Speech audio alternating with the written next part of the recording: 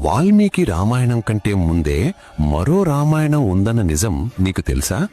అసలు హనుమంతుడు స్వయంగా రామాయణాన్ని ఎందుకు రాశారు? ఆ అద్భుత కావ్యం ఇప్పుడు ఎక్కడుంది? సాక్షాత్తు ఆంజనేయుడు తన గోళ్లతో హిమాలయ శిలలపై చెక్కిన ఆ పవిత్ర గ్రంథమే హనుమద్ రామాయణం. రావణ సంహారం తర్వాత లోకమంతా రాముణ్ణి కొలుస్తుంటే హనుమంతుడు మాత్రం హిమాలయాల్లో ఏం చేస్తున్నారు? అక్కడ ఏకాంతంలో ఆయన రాసిన ఆ కావ్యం ఎంత గొప్పగా ఉందంటే దానిని చూసిన వాల్మీకి మహర్షి ఎందుకు కన్నీళ్లు పెట్టుకున్నారు? తన రచన కంటే హనుమంతుడి భక్తే గొప్పదని వాల్మీకి ఎందుకు భయపడ్డారు? కాని ఇక్కడే అసలైన ట్విస్ట్ ఉంది.